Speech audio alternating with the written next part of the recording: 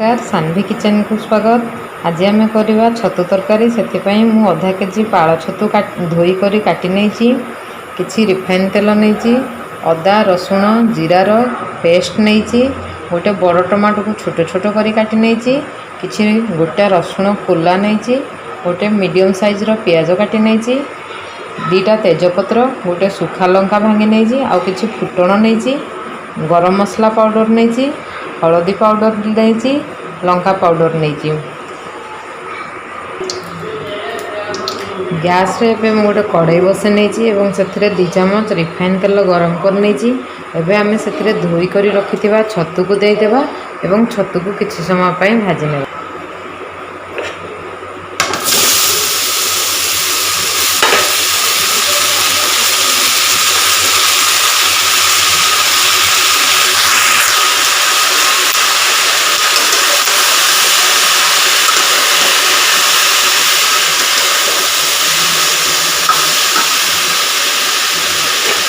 आम यही भाव में छतु को 5 मिनिट भाजी नेबा, फल छतुरे थिबा सब पानी बाहरी जीवो एवं छतु मध्य खाइबा टेस्टी लगे। देखो बर्तमान आम छतुर केते गुड़ाए पानी बाहर। आम छतु को पानी मरवा जाए भाजी नेबा। छतु आमर पूरा भाजी हो गलानी, ताको आम गोटे प्लेट को काढ़ी नेबा।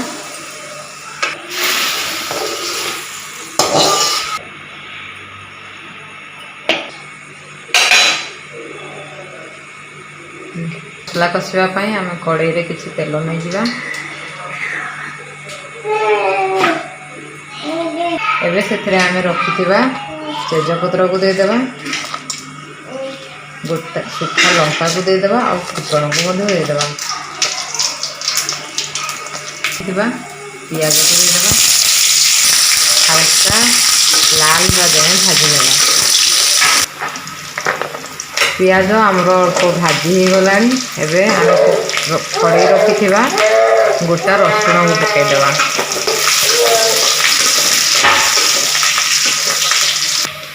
आमर पियाज बर्तमान भाजी हो गला। आम बाटी रखि मसला को से देदेबा।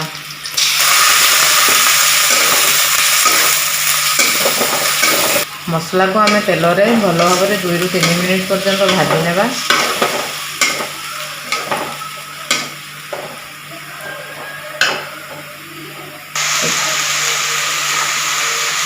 मसला आमर भल भाव में भाजी हो गला। एबे आम रखि गुंड मसला को से देदेबा।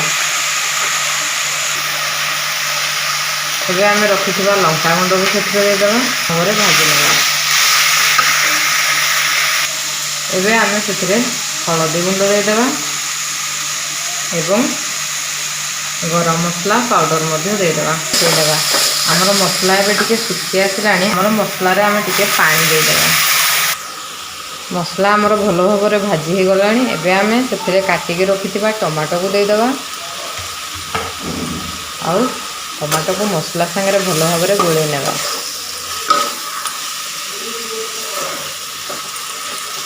एमती टमाटो को पाटियारे मुझे प्रेस कर दूसरी शीघ्र जमी मसला मिसीज। आमर टमाटो शीघ्र सीझापी आम से किसी लुण देदेबा आउ मसला को भल भाव में पातियारे चलई नेबा।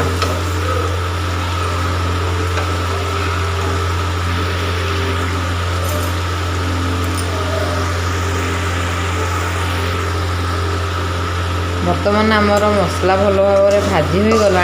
आम बर्तमान ए भाजिक रखि छतु को देदेबा। मुझे भाजिक रखि छतु को मसला रे दे दूची एवं छतु को भल भाव में मसला सहित गोले नौची। आम छतु को भल भाव में गोले नेबा एवं से अल्प पानी देदेबा। मु बर्तमान छतु तरकारी रे अध ग्लास पानी दे दूची एवं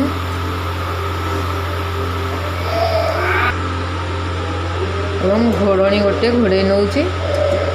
छतु तरकारी को आम किसी समय फुटवाई छाड़ीदेवा। ବର୍ତ୍ତମାନ ଆମର ତରକାରୀ ହେଇଗଲାଣି। ଆମେ ବର୍ତ୍ତମାନ ଗ୍ୟାସର ଫ୍ଲେମ୍କୁ ଅଫ୍ କରିଦେବା ଆଉ ତରକାରୀରୁ ଢାଙ୍କୁଣୀକୁ ଖୋଲିଦେବା। ବର୍ତ୍ତମାନ ମୁଁ ତାକୁ ଗୋଟେ ସର୍ଭିଂ ବାଉଲକୁ କାଢ଼ିଦେବି।